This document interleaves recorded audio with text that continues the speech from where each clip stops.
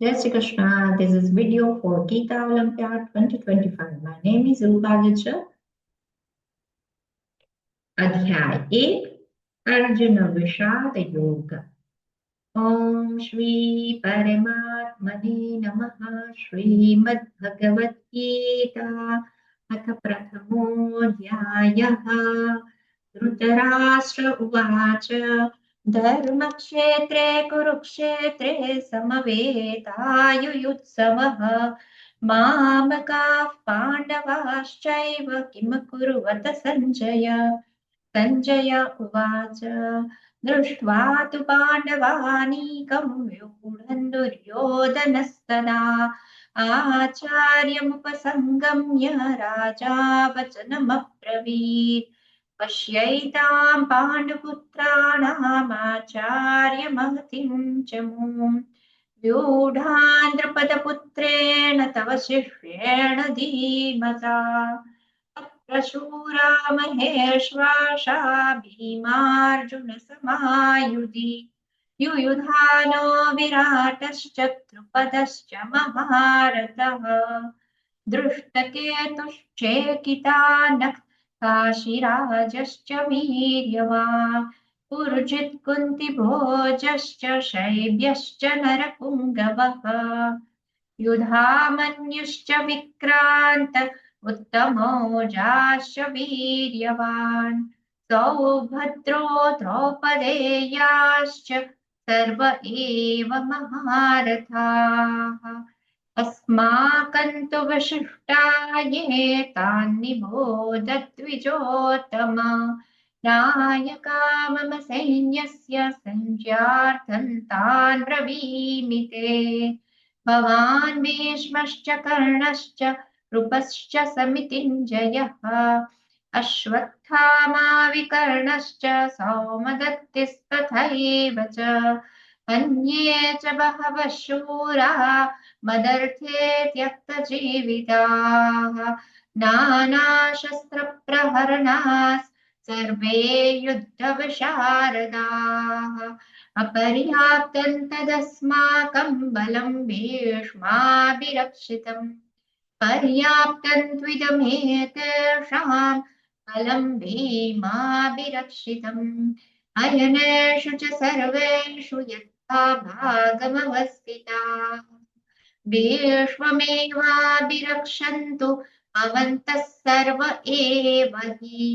तस्य सञ्जनयन् हर्षं कुरु वृद्धः पितामहः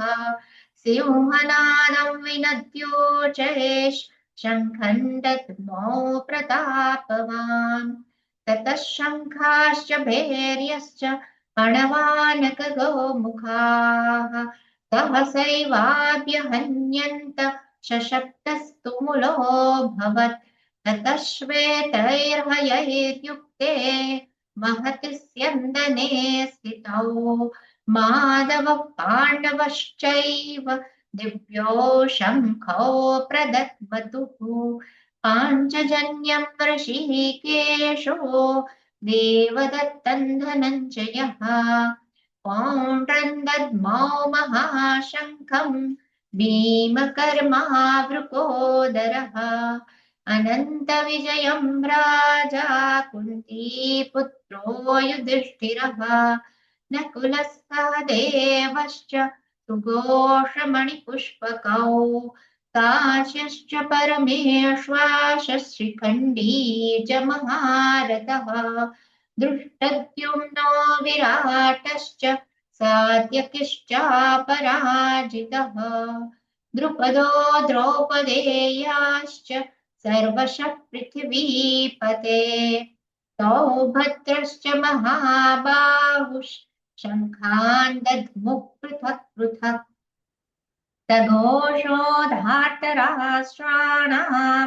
हृदयानि प्रदारयत् नभश्च पृथिवीं चैव तुमुलो व्यनुनादयन्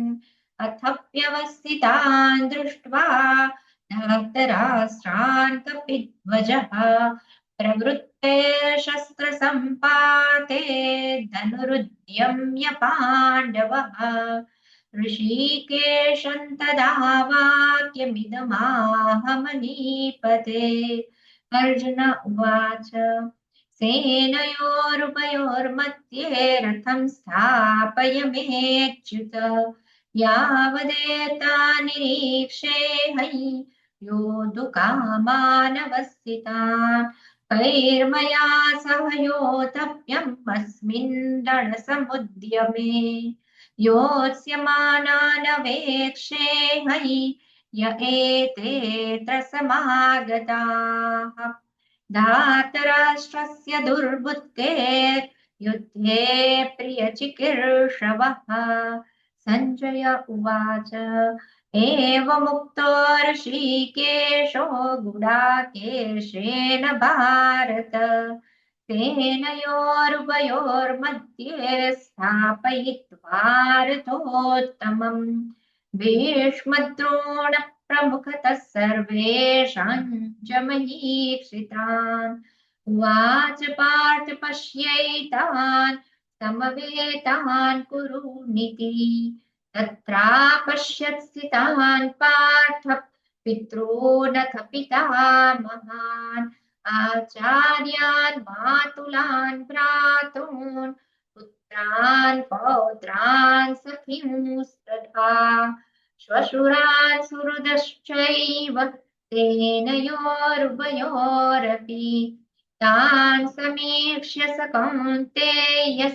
सर्वान् बन्धूनवस्थितान् कृपया परयाविष्टो विषीदन्निदमब्रवीत्। अर्जुन उवाच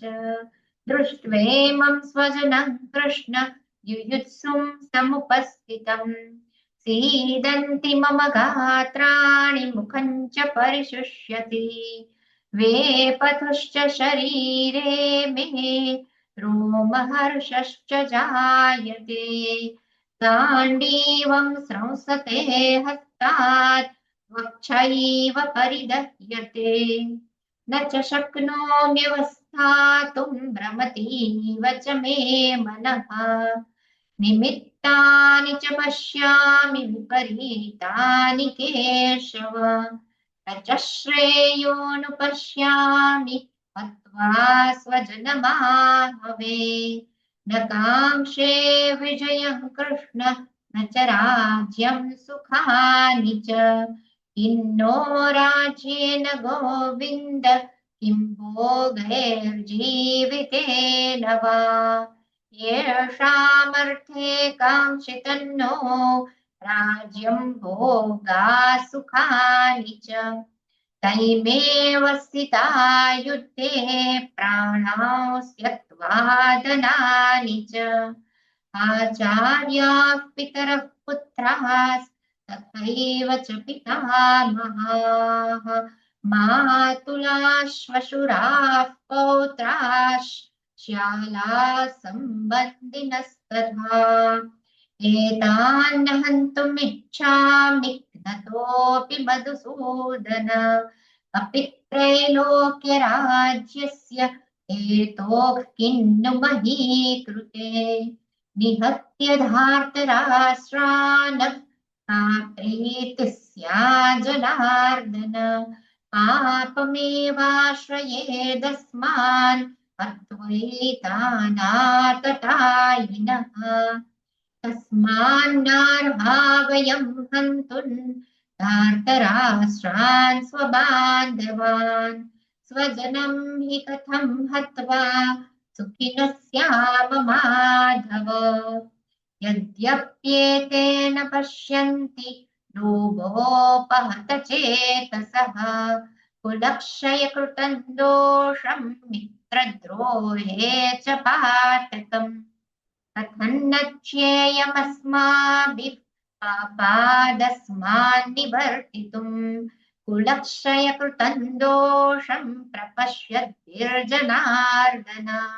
कुलक्षये प्रणश्यन्ति कुलधर्मा सनातनाः धर्मे नष्टे कुलं कृत्स्नम् अधर्मोऽभिभवत्युत अधर्माभिभवात् कृष्णः प्रदुष्यन्ति कुलस्त्रियः स्त्रीषु दुष्टाषु वार्ष्णेय जायते वर्णसङ्करः शङ्करो नरकायैव कुलघ्नानाङ्कुलस्य च पतन्ति पितरो शेषान् लुप्तपिण्डोदकक्रियाः दोषैरैतैः कुलघ्नानां वर्णसङ्करकारकैः उत्साद्यन्ते जातिधर्माः कुलधर्माश्च शाश्वताः उत्सन्नकुलधर्माणां मनुष्याणां जनार्दन नरके नियतं वासो भवतीत्यनुशुश्रुम अहो बत महत्पापं कर्तुं व्यवसिता वयम् यद्राज्यसुखलोभेन हन्तुं स्वजनमुद्यताः यदि मामप्रतीकारमशस्त्रं शस्त्रपाणयः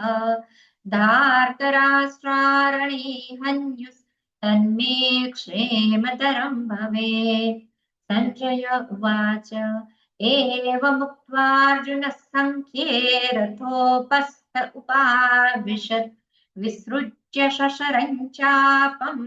शोकसंविघ्नमानसः ॐ तत्सदिति श्रीमद्भगवद्गीतासु उपनिषत्सु ब्रह्मविद्यायां योगशास्त्रे श्रीकृष्णार्जुनसंवादे अर्जुनविषादयोगो नाम प्रथमोऽध्यायः। ॐ श्रीकृष्णार्पणमस्तु।